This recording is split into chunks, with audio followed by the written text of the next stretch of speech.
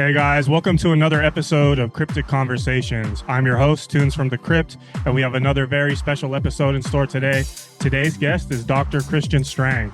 She is a metaphysical psychologist and author with her recent bestseller, Love Letters from Mary Magdalene, the untold tale of her life, love, and legacy. She has been featured in publications such as Bustle, The Huffington Post, Elephant Journal, Thrive Global, Elite Daily, and is also on the cover of the Sedona Journal of Emergence. She has been a featured speaker on a number of podcasts and summits, including her own Awakening the podcast. She has facilitated metaphysical healings, trainings, and meditations for thousands of women, couples, and families worldwide. She currently leads the Sacred Spirituality Coach and Love Territory Guide certification for healers, artists, and creatives who wish to serve their fellow humans in living sovereign and free at the next level. And I'm extremely honored to have her today, so welcome to the show. Thank you so much for having me. I love that you're having these leading edge conversations, and I'm honored to be here. Awesome. Thank you so much. Yeah, as I was doing my research for this episode with you, I'm noticing a lot of similarities between us, so we'll definitely dive into it. So as I like to ask all my guests, talk to us about your early life. Where did you grow up and go to school, and what was your family like? Yeah. Oh, I love that. So that's not something I usually talk about on podcasts. So this is great. So I grew up in a very small town on the Oregon coast. It was deeply impoverished. We grew up in poverty. So I'm the oldest of 5 girls, and we didn't end up having enough food at times. So I definitely have had, food scarcity stuff that we had to experience. And I was really, like the leader of my family. So because my parents really weren't available, there was a lot of neglect. I was raising my sisters. And to make things more interesting, I also was raised in a very religious background. So we were like fundamentalist Christian. So that, in so many ways was such a blessing because it gave me this foundation for spirituality is like very important in life. So it was this interesting mix of, poverty and also this intense focus on religion and God and spirituality, which I feel really set me up for, what ended up being my life's mission and work. Wow. Okay. I love that. Thank you for sharing and being vulnerable. So can you share with us your personal journey? What led you to dedicate your life to the divine and sacred spirituality? I saw on your website, it said you had a spiritual awakening in 2008. So can you talk to us a little bit about everything that led you to this path?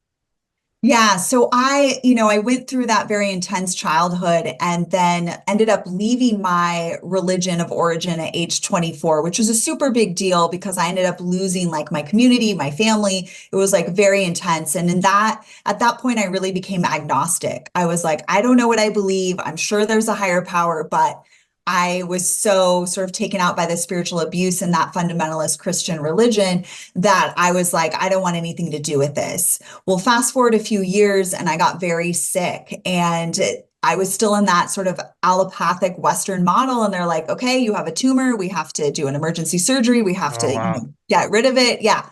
And so I followed what they said to do. But as it turns out, the surgery only made things worse. And I got more and more sick. And so that really led me to start searching for where is my healing answer? So I went to naturopathic care and acupuncture, and I was trying everything I could.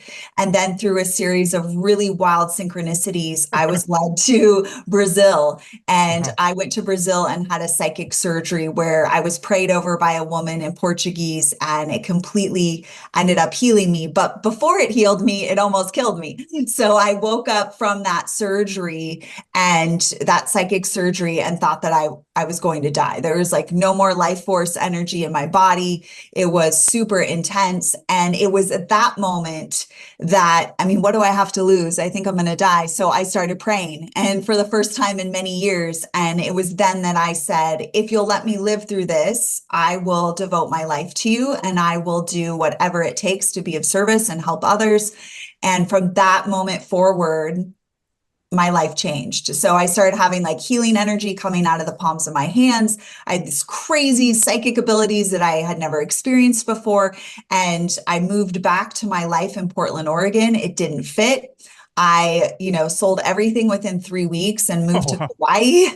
Yeah, I moved to Kauai, wrote my first book, and started studying quantum physics, energy medicine. I wanted to understand, how could a woman pray over me and my Yeah. body, my body be healed, and then I utter a prayer and like make it through the next level of that. And literally never had those health issues again after all of that. It was Wow. incredible. Wow, that's amazing. That's beautiful. So was it cancer that you had or what was it?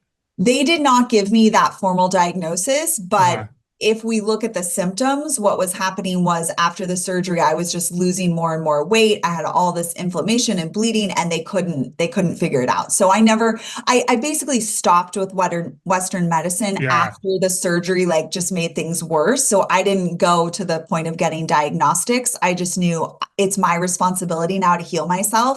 They're not able to help me. And that just set me on a totally different journey. Wow, that's amazing. And so what part of Brazil were you in? It's called Abadiânia. So you fly into Brasilia, and it's about an hour and a half from Brasilia. It's very, remote area. But I mean, it was scary, but Uh-huh. it was really powerful and changed my whole life. Was ayahuasca involved or no? No, thank you Uh, for asking this, because I always forget to clarify. I was totally sober. There's no plant yeah. medicine. This was all just like prayer, psychic healing. There Yeah. was nothing else involved. Okay, wow, yeah. I'm on my spiritual journey, and it took ayahuasca, and I'm very into the indigenous people of the South Americas right now. Just they have so much wisdom and knowledge, man. They're amazing, you know. Absolutely. And in Brazil, like, they have spiritual hospitals, and how they deal with mental illness and drug addiction is psychic surgeries and healing. Like, they do everything working with entity attachments and removing those, and like healing people psychically. And it's so powerful. And I would love to see the day the United States really treats mental illness and addiction in that way, because it's so much more powerful. Yeah, definitely. Yeah. So I have a list, just a handful of things of just all the similarities between us. I'm gonna read them off to Cool. you. So, Yeah, yeah, please. like I would also label myself as a mystic. You know, I'm undergoing a profound spiritual awakening over the past few years after sobriety, therapy, and ayahuasca. I'm also a writer. You know, ever since a kid, that's been one of my passions. I also went to community college and transferred to university, got my degree in PR, and I currently work at a advertising company, a small one. And then I saw on your website that you're into Paulo Coelho. I love The Alchemist, changed my life. Yes. And then I saw you took a couple of copywriting courses or something from Marie Forleo, right? Yep. I'm Way to familiar. I'm familiar with her. You know, I haven't taken her courses, but her statement of everything is figure outable has stuck with me to this day. Yeah, so there's a lot of connections here. So I think this is going to be a great conversation. So there's lots to talk about. So on that note, you know, I'd like to ask you, you know, so I'm always talking about synchronicities, and I've noticed them throughout my life. So from your perspective, what is a synchronicity? Oh, I love that question. And I love all of our alignment. That really explains why we were drawn to each other into having this Oh yeah. conversation. I love how that works. So to me, and based on my experience, because I did deep dive, after I had the healing, I really deep dived into quantum physics and energy medicine, and trying to understand, like, how does this universe work, and how do these bodies, this amazing technology that we're in, how does it work? And so from what I've been shown about synchronicity, it is actually messages and guidance from our spiritual teams. So what I've been shown is that we each have 3 to 5 spiritual guides that are with us, and they are literally communicating with us at all times, nudging things into place, supporting us, guiding us on our path. Now, we have to give them permission to operate in our life. So what you'll notice is, the more you say yes to the synchronicity and you follow it, the more you'll get. If you ignore the synchronicity, or you push it away or resist it, you'll get less. So it Mm. really is a co-creation, and it takes our willingness to work with these energies and to follow the signs, because they're literally like breadcrumbing us to our highest destiny if we're willing to follow the signs.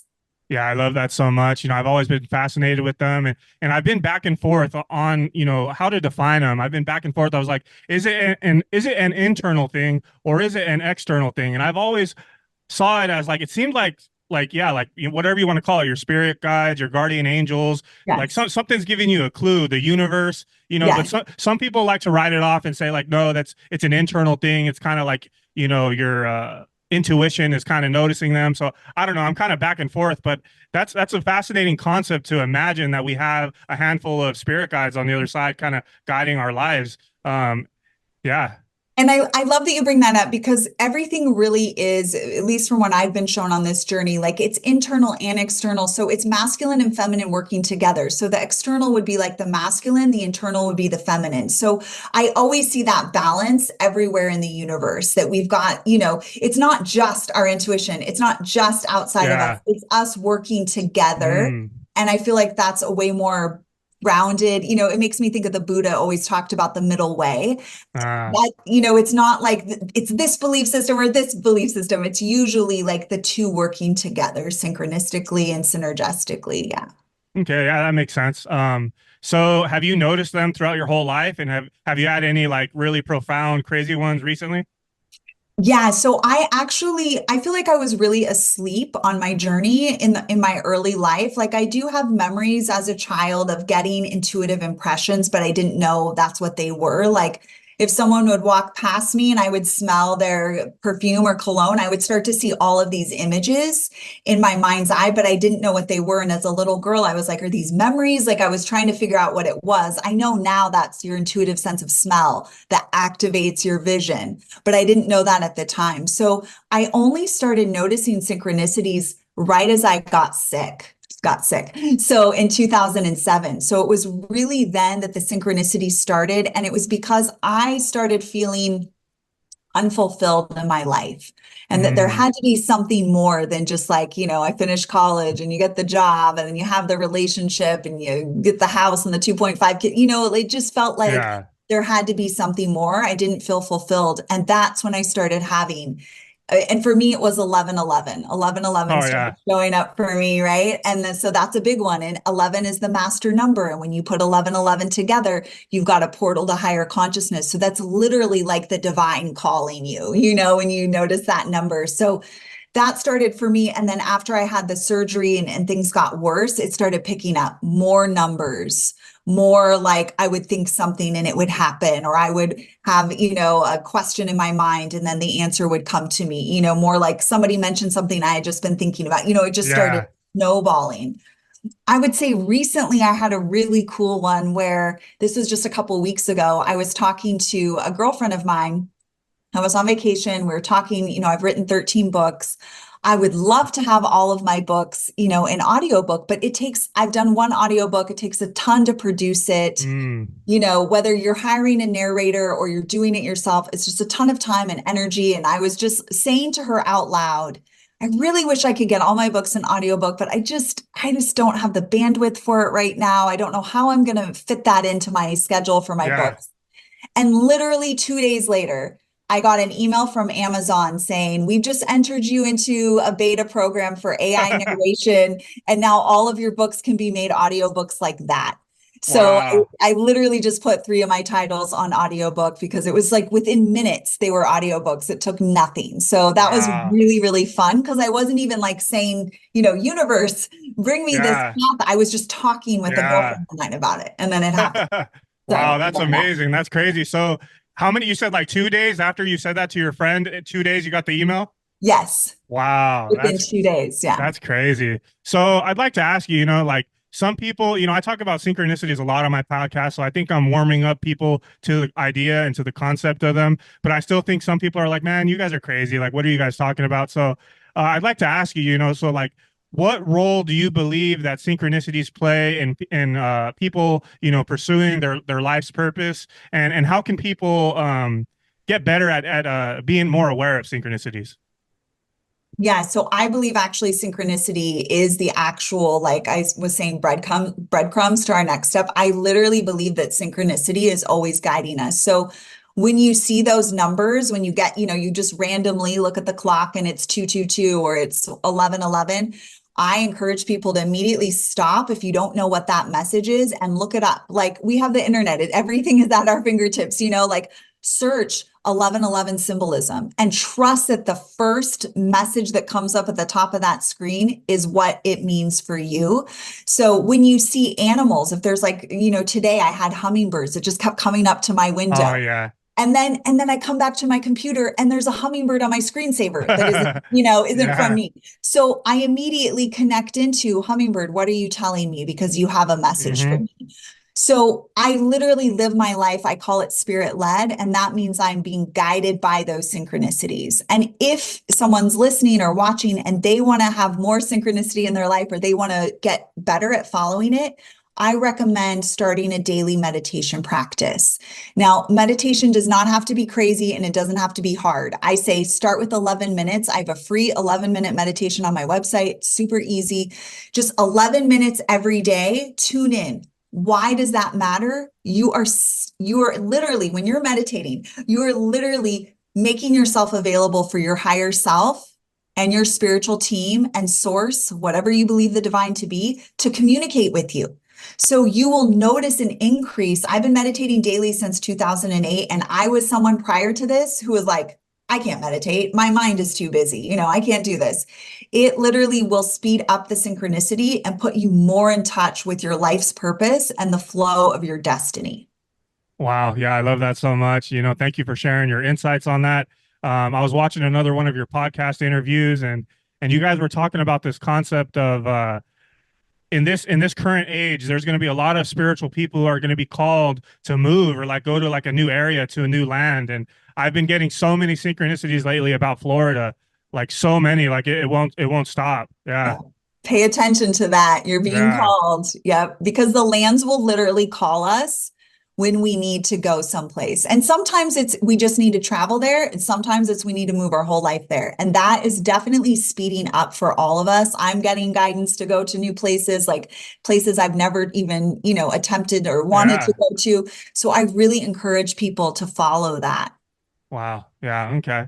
So, what does sacred spirituality mean to you, and how does it differ from traditional religious or spiritual practices? Yeah, thank you for asking that. I love that. I was really I've been, on this path for over 16 years, and I was really trying to get clear about like, what would I call what I am doing? I'm being for a long time, we called it spirit-led living. I'm being guided by the divine that lives within me and around me. I'm, devoted my life to spirit. Like, how would I encapsulate this? And I was walking on the beach. I live not far from the Pacific Ocean here. And I just heard the way of the sacred.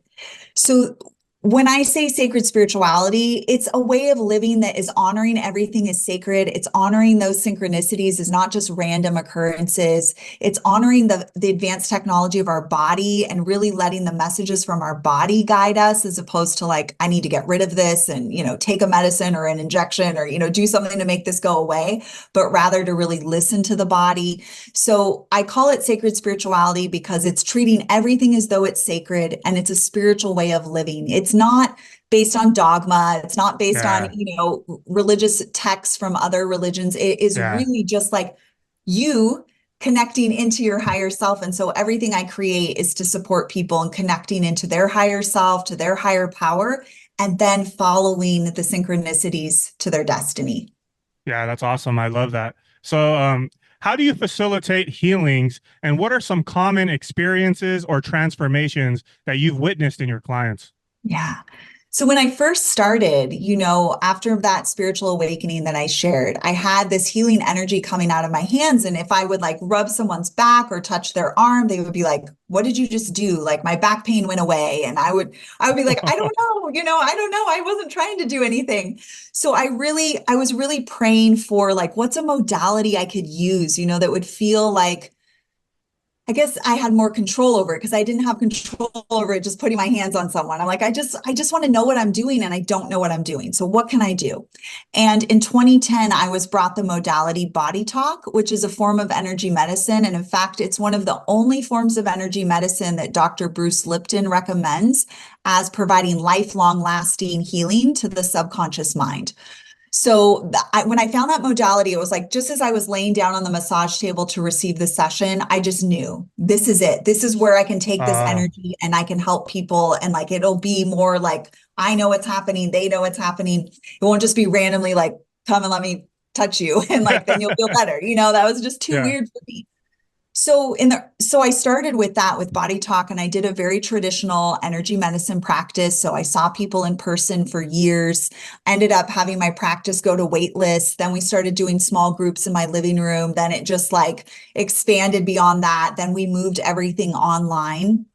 So those were the early stages of how I helped people. And we helped people heal of cancer, is what do they call it? Stage 4 terminal diagnosis Mm, reversed, chronic pain reversed, Lyme disease reversed, fibromyalgia reversed, like wow.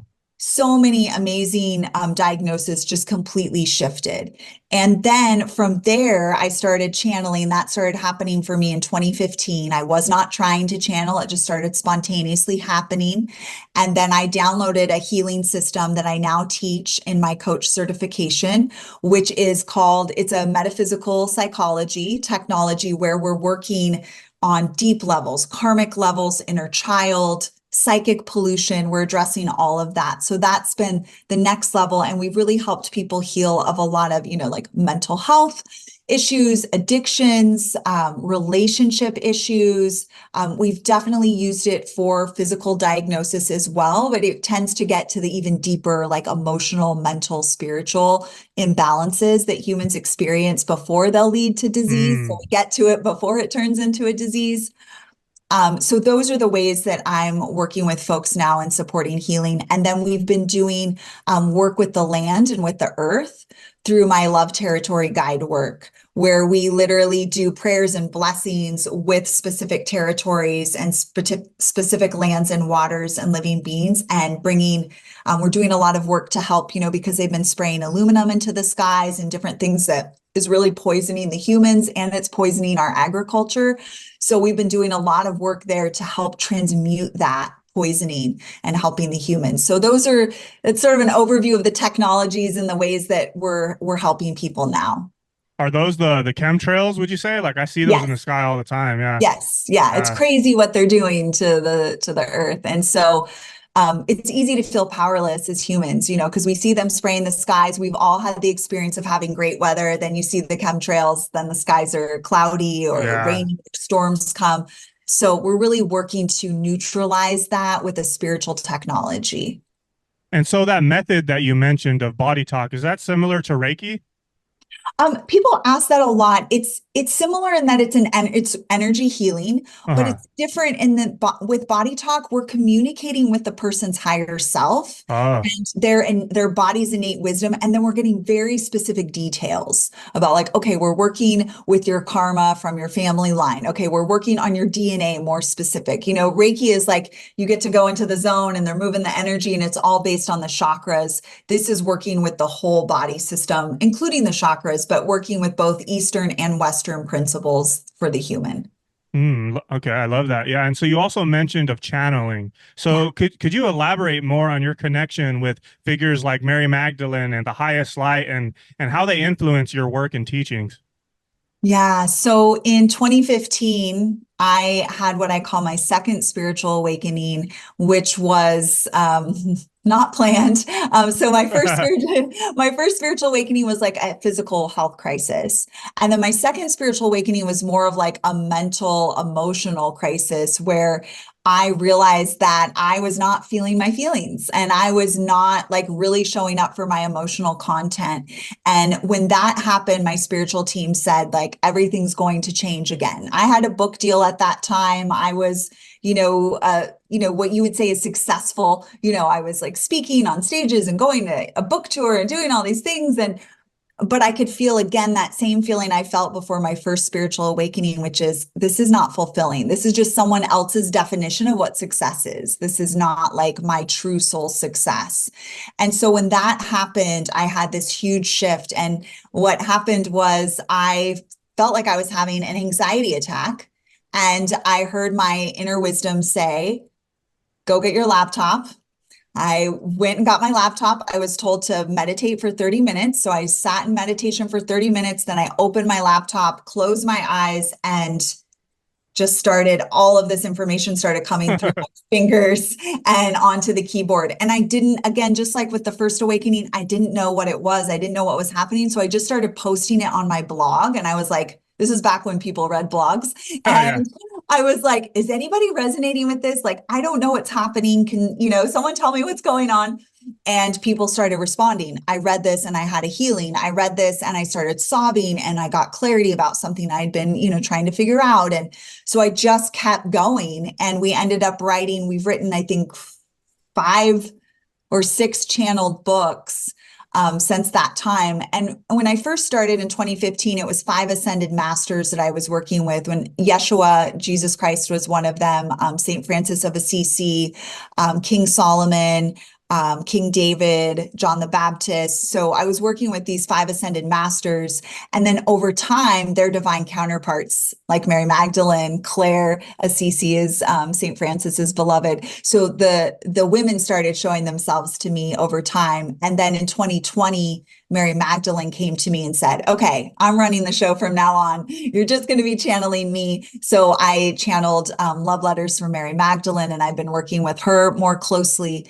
But all of the energies I work with, and this is important, Lawrence, and important for people who are on this path to know, it's very important that when you're doing any kind of energy work or you're channeling, that you are being very specific, that you only want to work with the highest light. So because there are lots of energies out there that want to bring humans messages, and they're not all benevolent. And I sort of had to learn that the hard way. I had some really negative experiences, and I didn't know that I needed to require that. So I always share this with healers and creatives. Like, if you are communicating with spirit, make sure you are always asking that you're talking to the highest light only. So source, in my understanding, is like the great mother of us all, of all that is. And who works for source? The highest light. These are frequencies, energies, and beings that are specifically connected to source. So those are the only energies we want to work with. Anything else, it might be helpful, or it might send you on a scenic route, or it might attach to your energy field. There's all kinds of things that can happen. So I always recommend to folks, make sure you're calling on only the highest light. That's the only ones I want to deal with.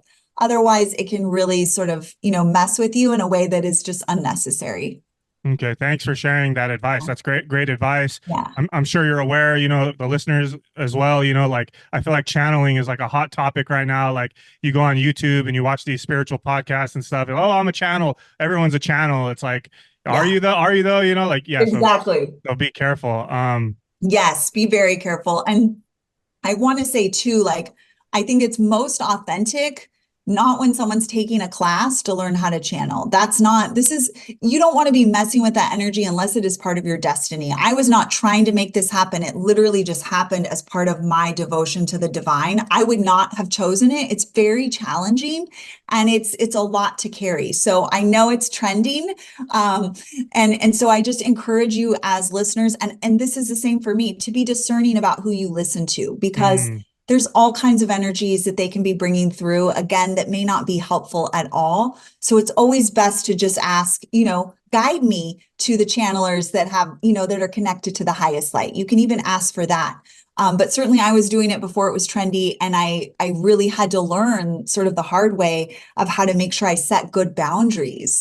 Otherwise, you're dealing with a lot of nonsense. And so I try to warn people so they don't have to go through what I went through, because we have to recognize we live in a multiverse, and there are all different dimensions of consciousness happening at one time. And there's all different beings that are watching what we're doing on Earth, and they want in on the action. So we have to be just like we have to be discerning about who we have relationships with, we have to be very discerning about the frequencies that we let into our space.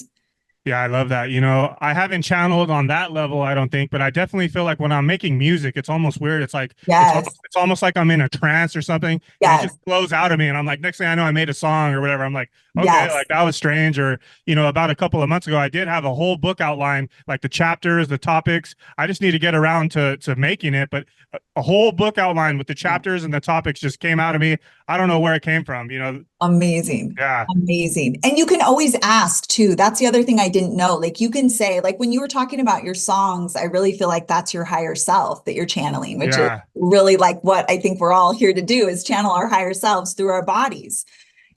So you can always ask, like, where is this coming from? Like, send me a specific sign so I know. And then pay attention if the bunny rabbit crosses your path or you look at the Yeah, clock and it says a certain number, look it up and see what the message is, because every time you ask, it is always answered. You just have to be willing to do the work to get the answer. Yeah. that's awesome. I love that. So I was going to ask you, so like what inspired you to write the book? So you channeled the information. So what themes or messages do you strive to convey through these books? Yeah. So ever since, the first thing I knew of anything spiritual or destiny wise that I knew was that I was a writer. So when I was 12, I told my mom, like, oh my God, I know what I'm here to do. I'm going to be a writer. And that has always been my thing. So I knew that, I just didn't know what I was here to write. So when you talked about working in PR and advertising, that was an easy way to bring the writing skills, right? So that's, my mom, when I told her I was so excited to be a writer, she was like, oh, well, writers don't make any money. That was the whole story, so, and even my journalism teacher was like, oh, you'll never make it. Like, you got to get into PR and marketing. That's the only way to write and make money. Yeah. So that's what I did for a lot of years. And then I was a freelance writer for many years, but it really clicked into place for me when the channeling started happening, because now I know why I'm a writer, is to really bring through these Wow. messages from the divine. And my intention is always to inspire other creatives, mystics. We're not ordinary humans, and we don't fit in with the ordinary programs. And so that can feel very isolating, and it can feel like there's something wrong with us, right? Like Oh my yeah. whole life, I was just like, why can't I be like everyone else? Like I just, but I couldn't. There's just no way. Oh And yeah. so, yeah, we all know that, right? Like, we can't force ourselves to fit into these programs. So it can feel really isolating. And so my hope is always that people read my books and they see themselves, they remember more about their destiny, they realize like they're not meant to fit into the mainstream, and that's a good thing, that they feel empowered to be their quirky, different than everyone else self, and that's actually their secret sauce and superpower. So my intention is always to inspire and uplift to an individual's higher self and higher path. Nice. I love that. So let's talk about your recent bestseller, Love Letters from Mary Magdalene. I haven't gotten around to reading it yet, but definitely will take that into consideration after this podcast. So what would you say, like, were some of those key messages that, she was bringing through in that book? Oh my goddess. I actually have it here with me. I don't know if you can see. Yeah, you guys can see this. So Mary Magdalene like came in so fiercely that she wanted me to tell the true story about her and Yeshua's life. And this book actually took me the longest to write, because I had so much fear and resistance about telling this story, because it's pretty Yeah. controversial. Yeah. So there's like a very common Christian story of like who Jesus was, and Yeah. she tells a totally different story. Hmm. Um, and she really busts through the crucifixion myths. Like, she really goes there. And that was very concerning for me. I was like, I don't know if I can, be the one to bring this message through, but it came through really strongly that I needed to. Wow. And it actually has been, one of my most best-selling books. And I get so many comments from people that it just confirmed what they always felt in their heart was true. And it like, helped free them more to live a more sovereign life. She talks about, their life in southern France. She talks about what Oh, happened. wow. Yeah, she talks about what happened in Jerusalem. She talks about like who Pontius Pilate really was, which was really extraordinary for me, and many others who have heard it. Like, I was channeling this book and even in editing it and just sobbing, Oh, because I wow. just couldn't. It was so amazing, the frequency she Yeah. was bringing through, and like the level of truth. And it was just like, this is blowing to shreds everything we've been told. And it feels like, oh, this is it. This is the real story that we didn't. Yeah. So it took me a long time to just get into acceptance. But once I finally released it, I was like, okay, I'm letting it go. And people have just been like, I've gotten so much amazing feedback from it. So if you're called to check it out, I'd love to hear about your experience with it. It's definitely like one of those books that transforms you. Like, you read it and Mm. you're like, my world is like never the same, because now you're seeing everything through a new lens of like the real story about Jesus and the real story about who they were to each other and the life that they lived. Yeah. So correct me if I'm wrong, but it's almost like Christianity is like that was made after Jesus died and all that practically. It's like, weren't they were preaching the way, right? They were those of the way, right? Yes, yes, It, exactly. Okay. Yep, exactly right. And so, yeah, the church sort of cobbled together their storyline to Yeah. fit what they wanted people to believe. And it was hundreds of years after he had died. So it's Yeah. just like, you know how accurate information is even a few weeks after Oh yeah. something happened, let Yeah. alone that long. And also, we all know we've all had the experience of a bunch of us witnessing an event and having 10 different stories about what happened. Yeah. So it's just that's why it's up to us to really feel into our heart and soul. Like when we read a book like Love Letters or the Bible and really go, wait, does this feel true to me? We've got to, again, have discernment. Yeah, I love that. That's very wise advice. So as a metaphysical psychologist, what are some key principles or practices that you incorporate into your work to support individuals on their spiritual journey? Yeah, great question.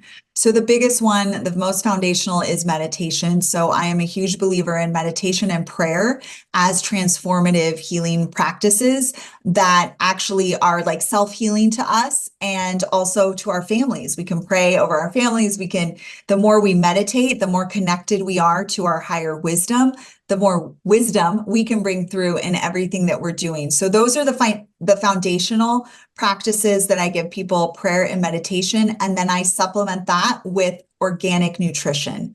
So Mm, it's very important that we keep the physical body. This was something Mary Magdalene talked to me a lot about. There's so much poisoning of the physical body at this time. We're getting so much is coming out about the food, the water supply, what they're spraying in the air. I mean, aluminum, they're freaking spraying aluminum in the air. Like heavy metal toxicity is a very real problem for humans and animals. So I was guided to like an organic superfoods company to partner with. I was taken on a series of detoxes. So I've done 6 or 7 detoxes now over the last few years to cleanse. And I was already eating quote unquote clean. So even for those of you out there that think you already know all about the healthy food, that's what I thought too.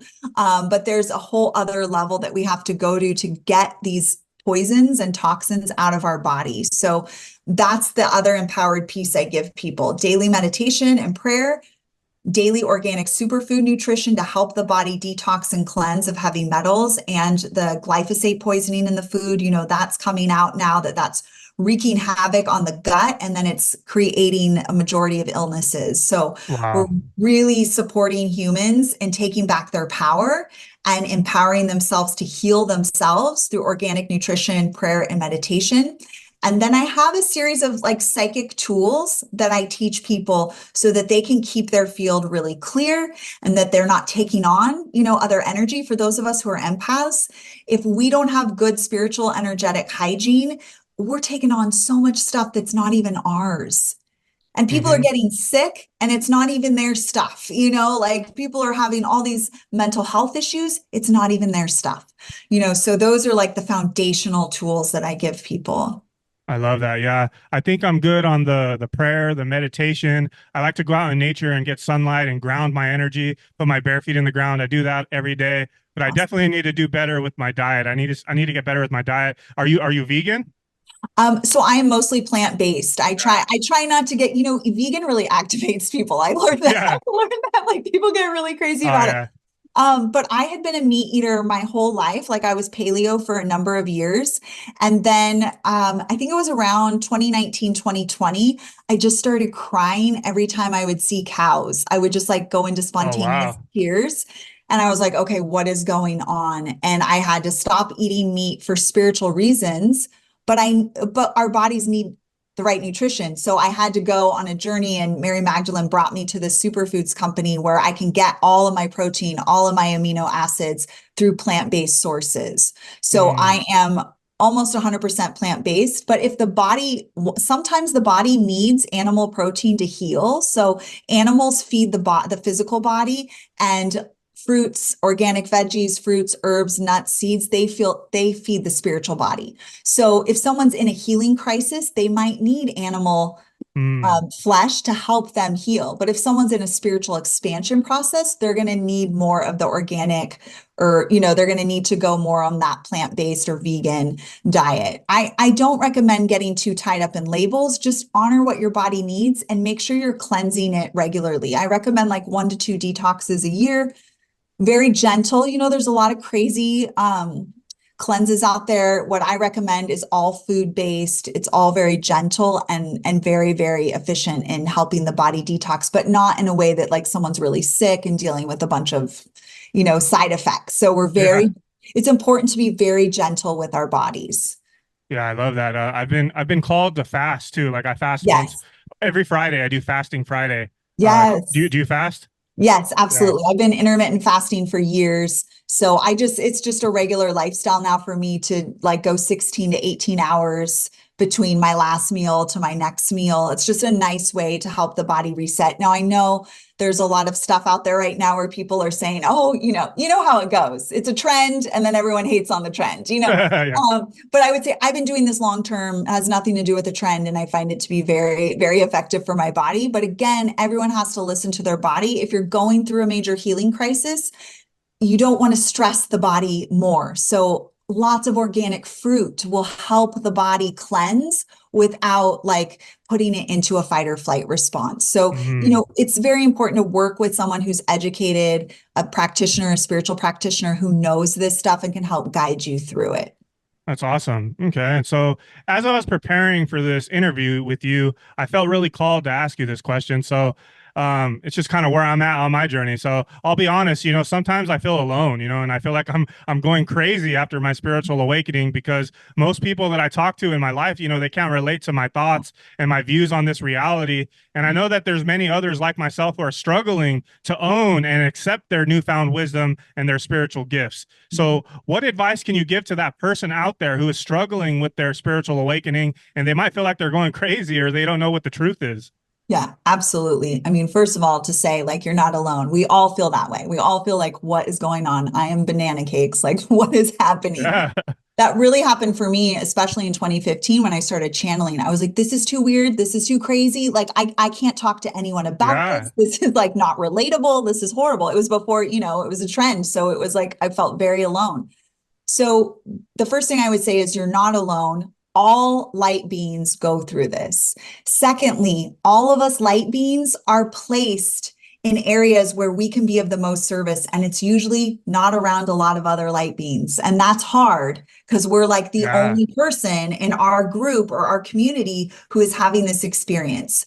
So I really recommend finding an online community with a soul resonant, someone you feel a soul resonance with, like get involved in their community. Like we have like a community directory.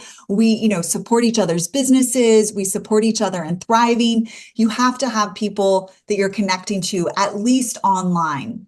Now in person is really great too, but some of us, we don't have that luxury. So make sure that you keep going. It's so important you've been placed there as like the only person in your swirl to speak to your experience personally of being like, well, I'm the only person. I can't talk to anyone else. So find online people you can and don't give up because you've been specifically placed there to help them awaken, whether Mm, they know it or not. yeah.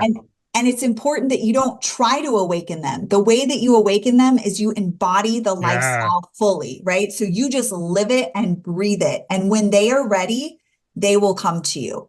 And they may not ever be ready, but when they go have their life review after they leave this earth, they will be shown that you were in their life to help awaken them Wow. and they didn't awaken, and that's on them. But you will have the amazing experience of having your life review and looking and seeing, look, I held true. I embodied who I really was. I lived this lifestyle fully. I did what I came to do. I can be at peace. Those who didn't awaken, that's their karma. But our karma is to fully embody the spirit self and live that in these communities, even if it just feels like it's us. Yeah. And you can also pray and ask to be brought other light beings to connect with, Mm, even if it's only virtually, so that yeah. you have that kind of connection. I really recommend having a spiritual mentor. I now provide spiritual mentorship to assist souls who are like, I'm the only one in my family, in my community. My Yeah. partner thinks I'm crazy. My kids think I'm crazy. So that you have someone who's guiding you and holding it down for you and helping you realize you're not the only one and you are there on a mission and it's important.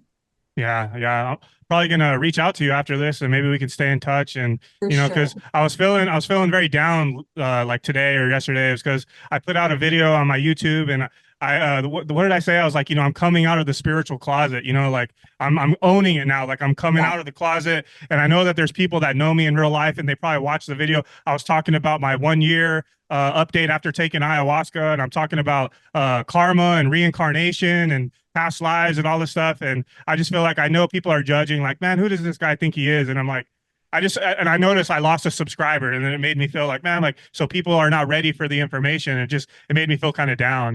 Yeah, yeah. And we've all had that experience. You are not alone, but I want you to know that like the most amazing things happen. It'll be years from now, Lawrence, but it will happen where I've had this happen repeatedly where people will come to me and be like, okay, I'm finally ready. And I'll be like, oh my gosh, I never could have imagined, right? That this person would awaken. My own father had a spiritual awakening. This was like unheard of. This guy is not spiritual at all. He's like in Yeah. a totally different realm, like Yeah. no way. But I know that that happened because of me. And he actually says Wow. that. He says it's, Wow. but not because I converted him, but Yeah. because I lived it fully. Yeah. I've written 13 books. My family members never buy my books. My closest friends don't buy my books. Yeah. That's like crazy to me. If I had a friend who was Yeah. writing books, I'd be right. We'd be buying their Yeah. books. Doesn't matter. I'm not doing it so that they get it. I'm doing it so that my karma is clear, that when I go to non-physical, when I return to the source, the record shows that I showed up, I embodied the light, and I carried my mission all the way forward. That's all that we can do. And Yeah. that's all we're responsible for doing. Yeah. That's beautiful. And that's awesome to hear that you impacted your father. That's awesome. Yeah, Yeah. out of nowhere. It shocked me. And I will tell you that the people that you will transform, like the people who watch that video, Lawrence, that like it really affected, you may never hear from them for years, but at some point you will hear from them and they will be like, that video, it just Yeah. changed everything for me. You just Yeah. never know who's getting it and who's not. And also those that fall away, bless them with love because they're not Yeah. ready. But Yeah. again, I've had so many people get so triggered by me, like be so upset, cancel their subscription, and then they come back because they realize, oh, she was right. I was Yeah. just getting triggered, so Yeah. we can't let it discourage us because you never know when it's really touching someone's heart and it may take years to ever know. And that's okay. Yeah. Yeah, I think the key message there is like it's all when the time is right, divine timing. The That's the right. me the message will resonate with them when they're ready, when the time is right. That's Maybe right. they're just not ready right now, but That's maybe they right. will be. Yeah, That's right. yeah, Exactly right. Divine timing. yeah. Yes. Okay, so what advice would you give to someone seeking to deepen their spiritual connection or embark on the path of spirituality? The first thing is to ask. You have to be willing. So, it's trendy right now, which is so amazing for me to see because I never would have thought, this path would be trendy, but it's very trendy right now. And there's all kinds of scammers and hacks and, all kinds of people out there saying all kinds of things. So you really want to just ask with your true heart and desire, like show me, and all it has to be is like, show me the next step on my path. Show me who my spiritual mentor is. Show me the next book to read. Like it can be so simple. And then make sure that you follow the guidance. What often happens is people will utter that prayer and then they'll be brought a book and they'll be like, that's too weird. Yeah, I can't do that, yeah, or they're brought a mentor and they're like, oh, no, I couldn't spend money on that. And then they don't do it. And then that shuts down the guidance. So I actually had a friend of mine who's a very spiritual being, and he kept having these dreams. He kept having this series of dreams. And the dreams were asking him to do something, but he didn't want to do it. So he didn't follow the dreams. He didn't follow the guidance. And do you know, he did not have another dream for 6 months after that because he did not follow the guidance. So what I tell people is like, don't do that. Don't shut down your guidance system. Like if it's hard, if they bring you something, like let's say they bring you a book and you're like, oh, I don't know, just get the audio book, just try it out. Like if they bring you a mentor, just find like their lowest entry offer and just lean into that and see what happens. Just work with the divine just as mm, much as you can, even if it's just a little baby bit. But just ask, just start by asking and then follow what you're brought at the easiest entry point you can find. And if you keep doing that, you will be set on a journey that will be beyond your wildest dreams. I promise you. yeah. Yeah, I love that, because let's be honest, how many people out there in the world they're complaining about life and, oh, I need help, help me, talking to God or whatever, like, hey, please give, I need help, I need a change. And then they give it, and then God, or the divine, whatever you want to call it, gives them that sign or that next relationship, that, like you said, that Yes, next book or whatever, and then they don't take action on it, and they just keep complaining about life. So yeah, that's right. you got to take action. You do. And you know that story? Have you heard that myth, or it's some kind of like fable about the guy who's out to sea, he gets his boat capsizes and he's like praying, God help me, God save my life. And then a helicopter comes by and he's like, no, I called for God, forget about it. And then a boat comes by and to save him and he's like, no, I called for God. It's like every time you ask, it is answered, but you have to be willing. In that story, he dies because he didn't follow Yeah. all the ways that God or the divine was helping him. So the minute you get that, whatever it is, check your email, check your text, whatever comes in next, follow it because it's breadcrumbing you to your Yeah. destiny. Yeah, I love that so much. So I'd also like to ask you, like, what are some misconceptions or myths about metaphysical healing or sacred spirituality that you encounter, and how do you address them? Yeah. I would say the biggest myth that I have encountered and seen out there is that you can do it all by yourself and that you're supposed to do it all by yourself.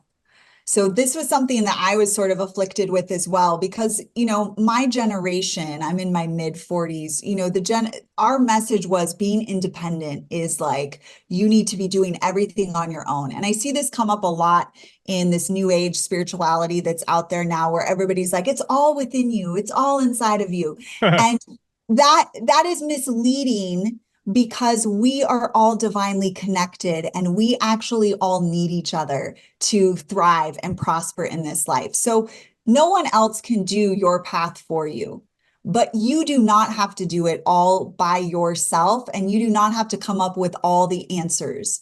The answer for you might be go read this book. The answer for you might be go take this class. You don't have all of that information immediately accessible to you, but you can find your next step. So I think it can be really isolating for people. I know it was for me, of feeling like it's all up to me. I have to figure everything out on my own. And that's not the case. We literally have the missing pieces of the puzzle for each other. And so, just like in our example here, Lawrence, like we've never met before, but somehow I was called to apply to your podcast and I didn't know why. I Uh-huh. just followed the guidance, Yeah. and you followed the guidance to respond. And then look at all these things we have in common, and look at this conversation we're having that's going to help Yeah. others. And like, so we to think like it's all up to me. I got to make all the videos myself. I have to do all the podcasts myself. I have to do all of this Yeah. myself.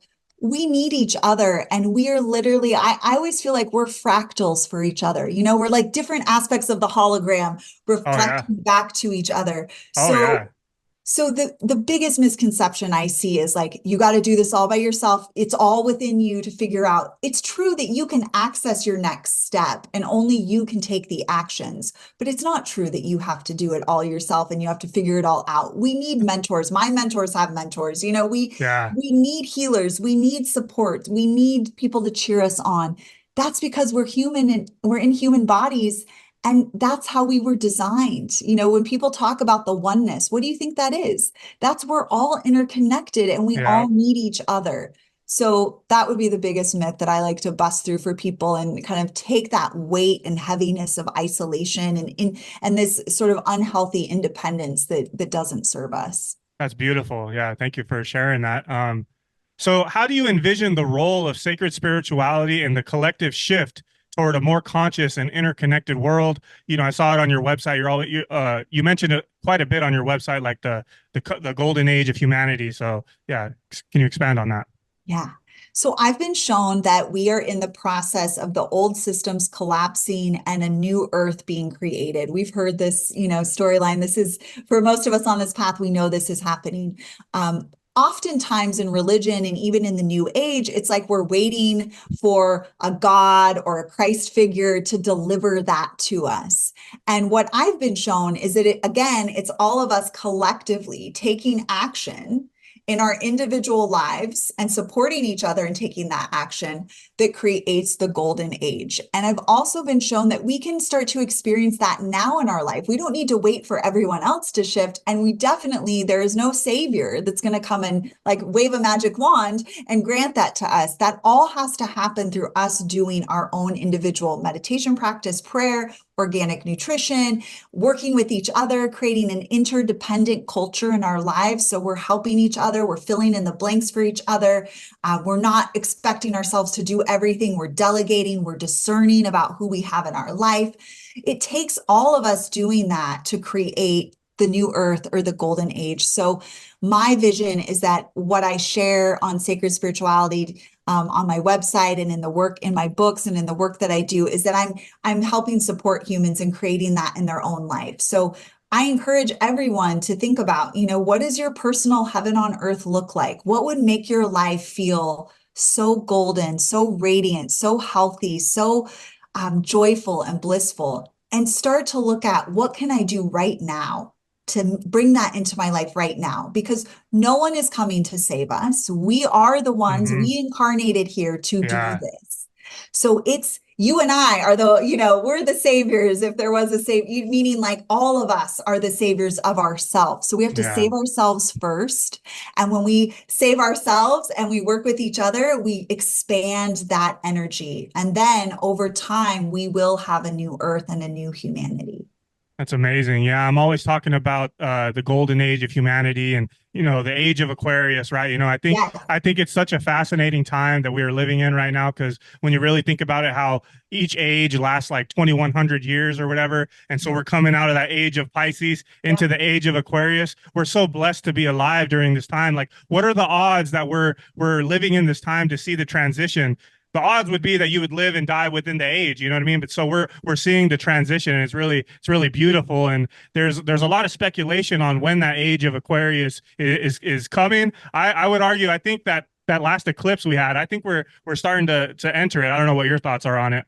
Yeah, I feel like we're in it. We're definitely in it. We're in the early stages, so that's why, humans are trying to come together and do stuff, and it's really clunky. And, we're trying, and it's a little bit, since 2020, I've been doing lots of like new golden age, Aquarian age creations. And, it failed fantastically, the first couple of years, because humans just aren't ready. They're trying, but they're just not, their consciousness isn't there yet. So we're getting there though. We're getting there to that place where we can really work and create together and not have competition, ego, jealousy, all that nonsense get in the way. So we're working our way there for sure. And you're right on when you say this, Lawrence. And I think this is so important for everyone to remember that, like, you're not here on earth at this time by accident. You specifically wanted to be here. This is the big show. All the other planets and planes of consciousness, they're watching what's happening on earth. This is the big show, and we came for it, and we came to be a part of the solution to this. That's amazing. Yeah. So kind of closing it out, so with all of your knowledge, what is your view on God, reality, and the meaning of life? Oh, that's such a big question. Yeah, I know. I love it. The meaning of life. So I believe that we are not humans. We are not we are not just like, I'm a human soul, I'm going to live 80 years, then I'm going to die, and then that's it, I'll go to heaven or hell. I believe that, just like we were saying earlier, that it is a divine assignment to be here, and that we come from all other realms of consciousness, and we came to support this shift on the earth. The earth has been a lower frequency plane, and it wants to be a higher plane of consciousness. And so we were actually sent to earth to usher this in. So the meaning of life is that we are literally here to create this golden age, which I believe is moving from a dualistic plane of consciousness, which is competition, good, bad, evil, to a frequency of love. Now, we are not going to do that without flaw. There's going to be bumps. We're going to learn as we go. But that is what we came for, to learn that path and to embody it more and more. And my hope and desire is that by the time we all make our transition off of Earth, we've really been able to create such a place of love wherever we've been guided to live and wherever we've been guided to be. So I do not think it's random that we're here. I don't believe anything is random. I believe we are absolutely here to usher in this new consciousness, and that God, the divine, is us. We are divine, and we disconnected from that by coming into these avatars of human bodies so that we could remember and reconnect to that divinity, reboot. And I believe everything that I share helps people reboot, reset, reconnect to who they really are, and then live that divinity. God is not just this energy outside of us that's an authority. We are it when we connect into our higher self and do all the things that we've talked about today in this podcast.